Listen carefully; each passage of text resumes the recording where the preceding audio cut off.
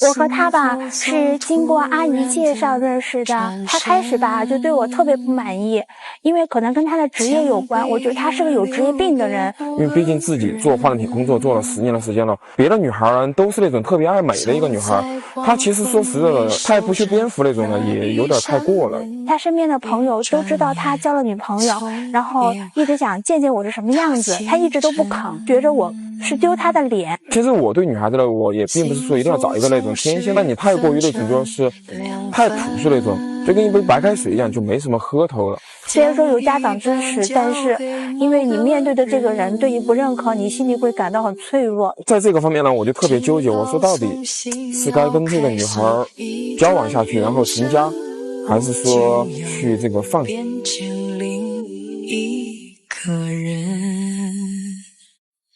不修边幅就不能结婚吗？接下来，让我们用掌声请出他们。来，掌声有请我们的女嘉宾小英，33岁，来自四川，是一位旅行社的前台；男嘉宾小肖，36岁，也来自四川，他的职业是化妆品销售。来，有请两位。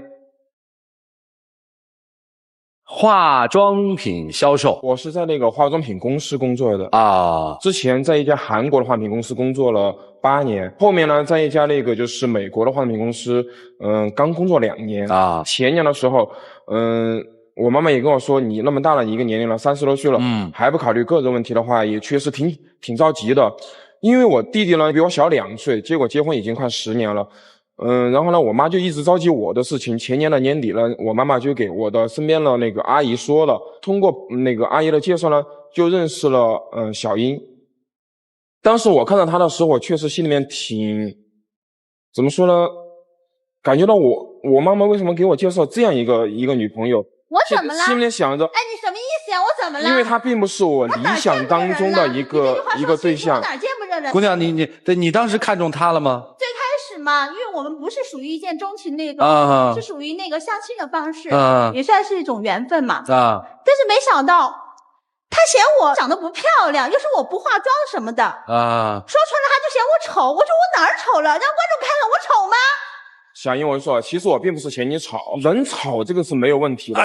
你真会说话。你太气人了！你怎么能这么说我呢？你当着这么多观众说我丑，你什么意思呀你？让观众看看我哪儿丑了？我鼻子是鼻子，眼睛是眼睛，我丑吗我根本就不丑啊！我就是不爱化妆嘛，怎么了？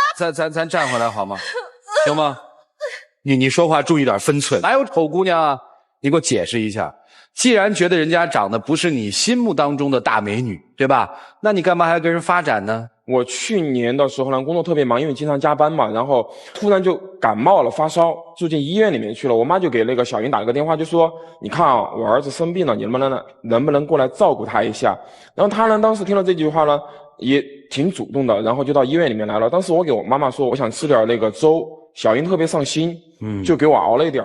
一个人在生病的时候是最容易被感动的。其实刚刚接触的时候也接触比较少，我妈也鼓励我说：“儿子，你去跟别人多交流一下嘛，多接触一下，或许能够让你能够去接受他。”妈妈跟他爸爸相处都特别好因为他爸他妈都特别喜欢我。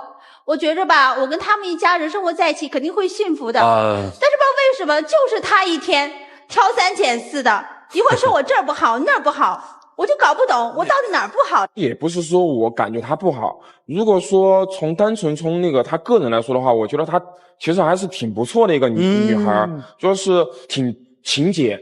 但在我心目当中，我希望找的是一个有那种事业心的人。你现在是后悔了吗？我知道我的事业没有你的好，你每个月挣钱都比我多得多。我跟你说了，我不是女强人，我达不到你的要求。小英，别急啊，他能反悔吗？你让他自己说。不是，你觉得他能反悔吗？爱情不是2个人的结合，而是2个家族的结合我觉得我们2个之间有矛盾是可以调和的。好，如果人家开始化妆了，行吗？其实我觉得化妆是一方面，可能这是一个表面的我更希望的是她变成一个比较理性的、比较有内涵的气质女性。那你这1年多，你早就应该发现了。我知道她不是，其实那你干嘛跟人1年多呀？我妈妈的意见就是说是这样一个女孩呢。跟你说，主持人，她是嫌我文化水平低，因为我没上过大学。但是我觉得没有受过高等教育，不代表我不好啊。对我有什么不满意？今天当着大伙人面你说清楚。因为我觉得有这样一个最简单的一句话，爱美之心人皆有之。我觉得他就没有这种内心的那种想法和那种欲望，我没有什么不好的地方。在我外婆那代，我记得很熟的一句话叫做什么呢？好吃不过茶泡饭，好看不过素打扮。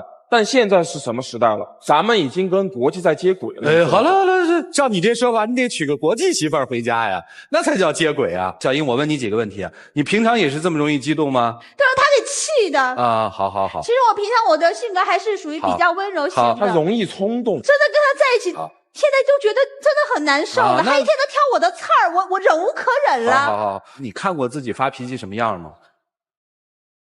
没有。你使性子的时候是什么样？你看过吗？所以我特别想让你看一下啊，我们的工作人员其实挺细心的，啊，从他进化妆间那一刻开始，他们已经把机器架起来了。当一面镜子吧，你看看你自己在这种拒绝的时候，你用的是什么方式？你看看，如果说我们在现实生活当中这么跟人去打交道，是不是会让对方心里有些许的不舒服？来，我们看一下吧。把眼镜摘下来，给你化下妆。我不化妆。化一下吧，一会儿上台必须得化妆的。别，我不化，就是说了我不化。给你简单化一下，化淡点也行。你打个粉了，然后给你画眉毛。我不化妆。我们这要求必须得化妆的，上台。跟你们说了我不化，你偏让我化，什么意思？我不想化。不是化妆它不是好看吗？是吧？也为了您上镜美丽，是不是？我不想化妆。给你化淡点，没事。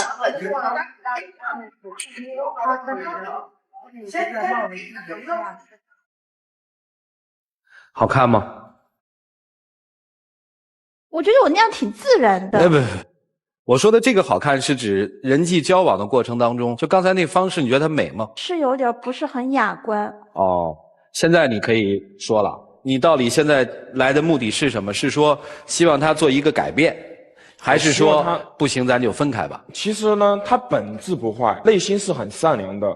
如果他能够跟我在接触过程当中呢，我的内心在想，我改变了那么多的女性，我为什么改变不了一个我交往的女朋友？如果他能够改变的话，其实我们还是有这个可能走到一起的。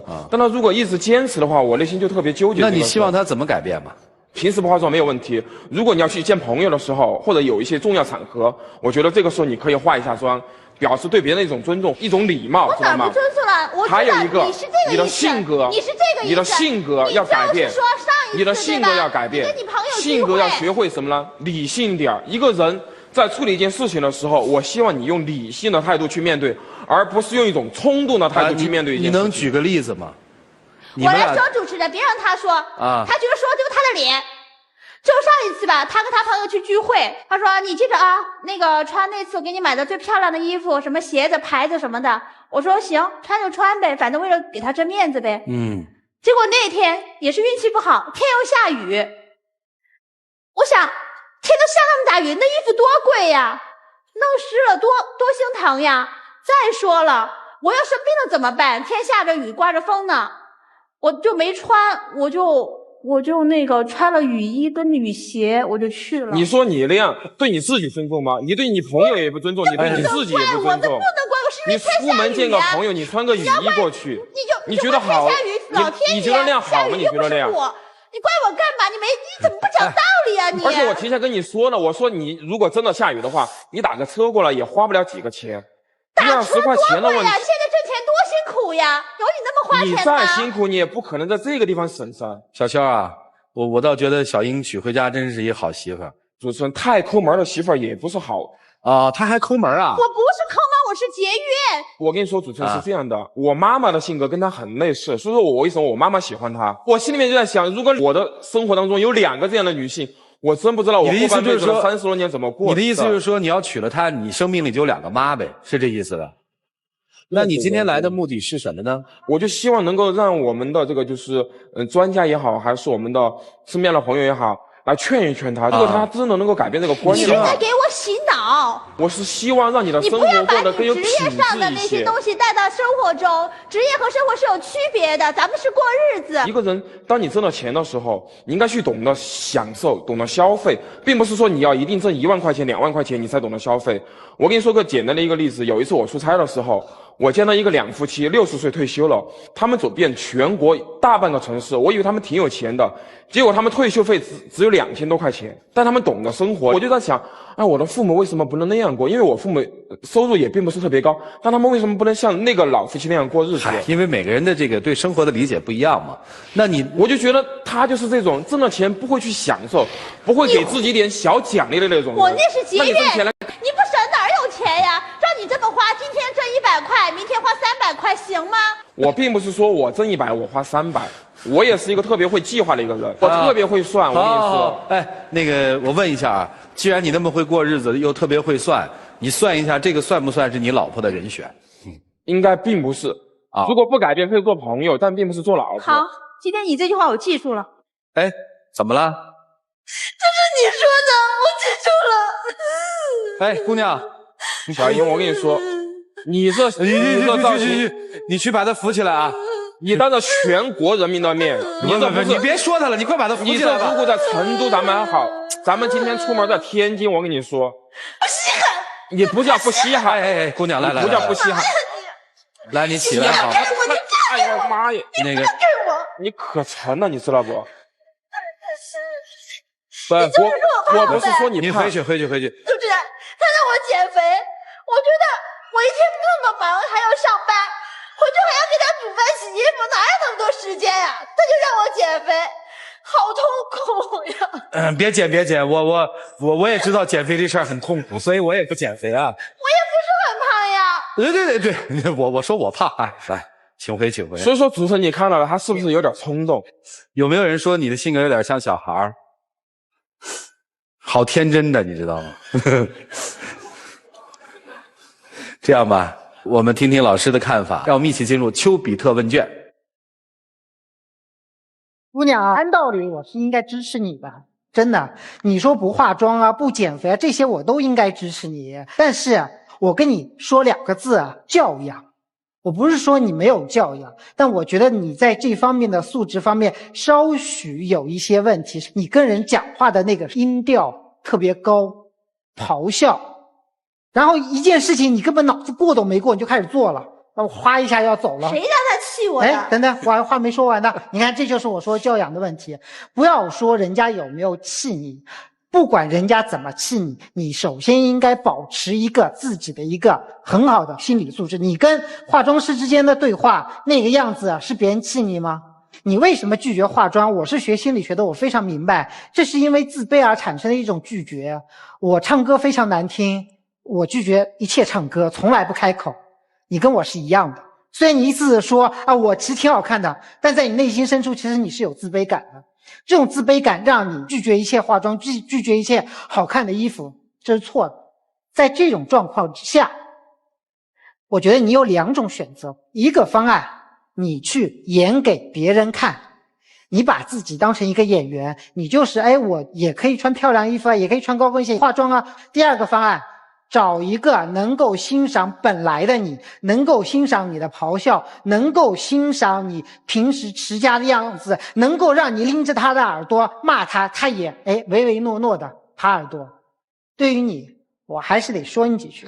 要找个林志玲，首先你得是言承旭，你自己长得也不怎么样，还嫌人家姑娘寒碜。想要一个人的优点，就必然要看到他的缺点。你想要一个会勤俭持家的人，他就是长成老妈子的样，漂亮姑娘回到家照样素面朝天，说不定比你老婆还邋遢呢。男人也好，女人也好，2个人在一起，什么样的婚姻生活是最稳定的？不是郎才女貌，也不是什么门当户对，都不对。2个生活方式最接近的人在一起的生活是最稳定的。所以你们2个人之间出现的问题不是漂亮的问题，也不是其他一切的问题，就是生活方式和生活态度。好，化妆这事儿啊，其实容易。涂老师录了1年多节目，突然有一天给我惊着了，突然说我要化妆。你跟这姑娘分享一下，为什么一直素颜，突然你要化妆了？小的时候有一个问题，我非常纠结，真的纠结啊。说我妈为什么不是一个美女呢？真的，不是说郎才女貌吗？男人都应该爱美女，对不对？难道我爸爸不喜欢美女吗？长大了之后，我发现，其实有的时候美女未必美，丑女有的时候也未必丑。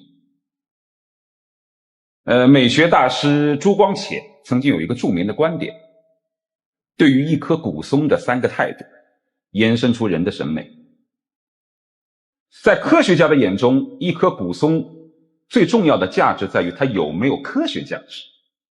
在普通人的眼中，他只在乎于这棵古松能不能当柴烧，或者能不能打家具，能不能为我所用，能为我所用，它就是美的。在一个艺术家的眼中，一棵古松是否美，要看它是否有创作的元素。这就延续出了人的审美当中的所谓真善美。那么今天要说到的就是真善美。男方是真出了问题，女方是美出了问题，但还好你们都善良，所以这个问题是可以解决的。我就要说到我为什么化妆的问题。我刚刚开始做嘉宾和评论员的时候，什么都敢说，观众都说哎呀好啊好啊，真真实。那个时候沾沾自喜，我很牛啊。那现在看看以前的那个节目啊，觉得自己很低俗，从来不尊重别人的感受。我的老婆经常跟我说，你就不能尊重一点别人？是，我知道你真实，但真实不是以伤害别人为代价。犀利在于观点，不在于态度，有理不在身高。还有一些人就很讨厌我，说你没教育。别看你说话真实，你犀利，不过就是个犀利哥，你没文化。还有我每天坐在这儿作家，每次爱情保卫战第2天一播了，我就要看我的坐姿。第一，看我在最开始你介绍我的时候，你不是第一个介绍我吗？老师，看我有没有对着镜头笑，其实那是一种尊重。后来化妆也是，我一直也讨厌化妆，真实就是一种美。后来为什么要化妆？是久而久之我接受了大家的意见。我们经常会有一种矛盾的冲突，就觉得真实就是一种绝对的美，一旦有稍微的修饰，我们会认为它太作、太假、假装，但有的时候也会像露西老师所说，内心自卑。还有一点，说到刚才你跟他所认为的生活态度，你是务实，他是需要生活品质。举个很简单的例子，在农村人们养狗是为了看家护院，在城市里面人们养狗是为了生活休闲，这是为了精神的寄托，这是不一样的。捯饬自己只要不过分，是基本的礼貌尊重。有一定的生活情趣的追求，这不是作，而是对于生活的追求。男方说到你的是一个真的问题。我们说妻不嫌夫贫，夫不嫌妻丑。夫妻之间最忌讳的就是所谓的嫌弃。也许有很多女孩子很美，但她的美未必能够沐浴到你的内心深处。有些女孩子很善良，能够让你这一辈子终生难忘。所以有的情况之下，应该像陆琪老师所说的，不要看她表面的那部分，要看她生活当中最真实的那部分。有的时候呢，太过于真实，但不知道修饰，其实是一种俗气。有的时候太过于美而不真实，那是一种虚伪。所以在这儿我所想要对你们所说的是，我们要做一个真实、善良、有一定生活情趣和审美追求的人，这样生活就完美。凡事有度嘛，过度就出事儿嘛，这不就都过度了吗？杨洋老师，你看他们的问题在哪？我在想，你们的问题在于，你们两个从灵魂上、思想上、审美上，完全是两个世界的人，为什么会走到一起？为什么会相互不愿放弃？而这位男生听上去，你不是说把他当成女朋友或者未来老婆，你感觉是要征服他。有这么多成千上万的人，我都能改变，为什么我不能改变他？是有男孩子有点怄气的感觉，不是怄气，因为我觉得呢，他内心是很善良的一个人。我以前的几个女朋友，她们有那种追求事业的那种心，但是呢，内心里面有那种太过于算计的。其实我希望找的是一个朴实和那种就是追求上进和追求生活，这其实是可以结合到一起的。是，其实你要的挺多的。小英，我问你，如果今天他真的不愿意跟你走下去了，你会坚强的生活吗？不，而不是像刚才那样坐在地上哭。可以啊，我觉得女人也可以为自己而活呀。所以万一今天他如果没有转身哈，没有为你敞开那个心扉，可以好好的下台，不咆哮，高高兴兴的跟他说再见，对不对？是的，好的。我想可能转身的是我。你应该从另一个好样的，对，他说转身的是我，好样的。对。我觉得两个人从开始恋爱到婚姻，最重要的一个核心叫情投意合。你们俩的心意没在一块儿，你可能会受到一些工作当中环境的一些干扰，觉得应该去冷静的想一想，就是例如家里装修，其实最重要的是功能。你花再多钱再奢侈的装修，你2年以后审美就疲劳了。最重要的是通往厕所和厨房的那条路得顺手顺腿，你知道吗？我们家正在装修。其实你自己好好想一想，他也没必要因为你的做化妆品的这个礼节，他也要去化妆啊，跟你能够化投机，因为他有他的个性。但是小英，我那么站着你这说话了，你应该是不是也为他做一点什么？我觉得这样两个人意就合在一块儿，以后的可能性就大一些。我觉得他们俩真不合适，为什么呢？因为很多人都在说找对象我没什么条件，只要对方对我好就行。但是爱情这件事真是一点都不能骗人，更不能骗自己。你如果看上对方只是对你好的话，换句话说，你根本没看上对方，你一点也没有爱对方。男方从一开始你就根本没有爱上他。其实什么样的女人是你最喜欢的，在你心中已经有答案，但是你自己知道你高攀不起，你驾驭不了他们，你无法管理。于是你听了你母亲的话，享受了这边洗衣做饭的实用性，同时你贪心呐，你要试图去改造他，你根本就不敢说对不起，我一点都不爱你，你却一而再再而三的去改造他，很痛苦。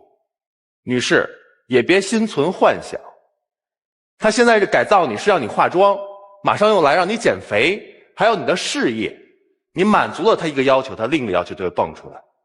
他根本爱的就不是真正的你那个真我，而是他心中有一个幻想，一直在把你向那个幻想去推。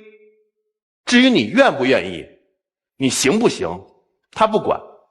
所以还是那句话，杨洋老师问你的，如果今天你转身离开，你能做到吗？能。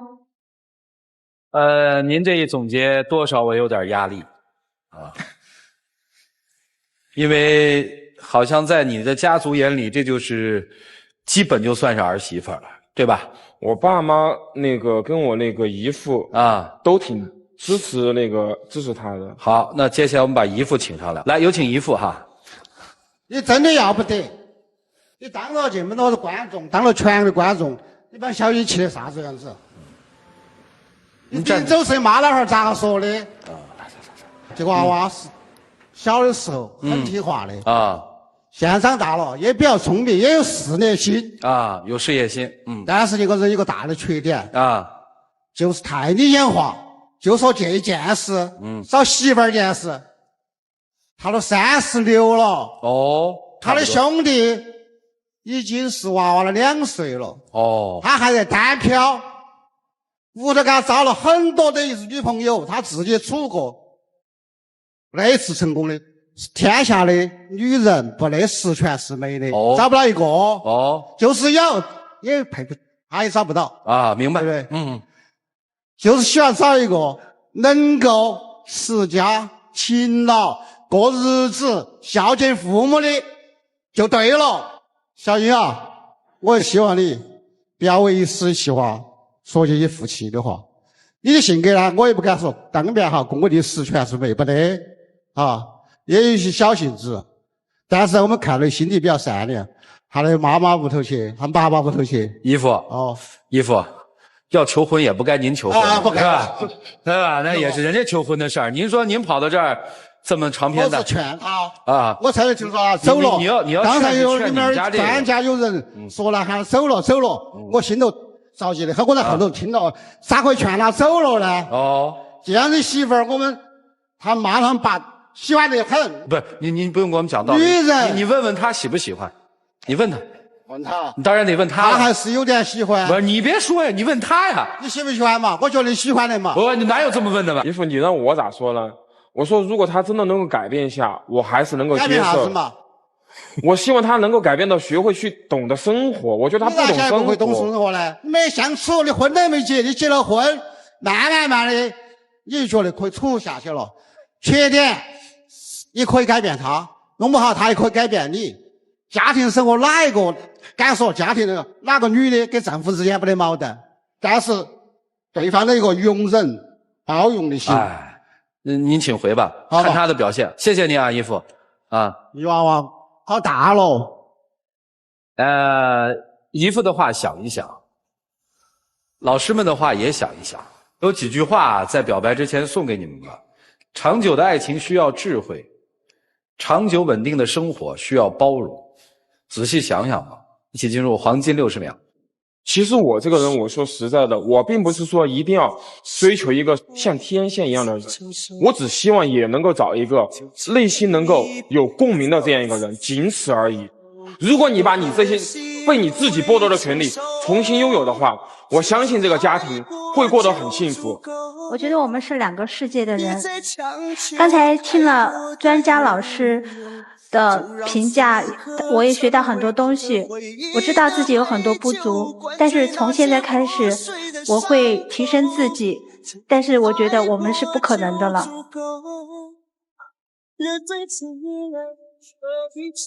请亮灯，失去方知珍贵啊，请回吧。我觉得失去的时候大家都轻松。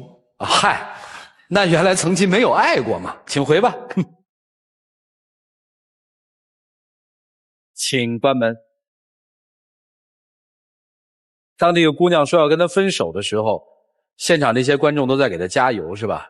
来，各位拿起你们手里的表决器，你们觉得这两个人是分开可能会更幸福一些呢，还是捆在一起让自己去改变会更幸福一些呢？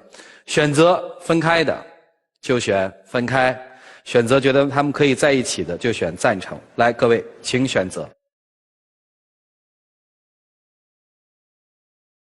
现场有 88.89% 的观众朋友觉得不太合适，还有 11% 多的观众朋友觉得，哎，婚姻嘛，有的时候需要经营，需要调整，需要磨合嘛。我提醒大家想一个问题，小肖真的爱过这个姑娘吗？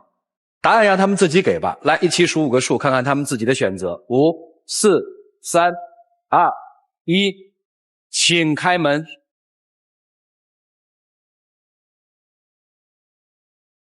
Yeah.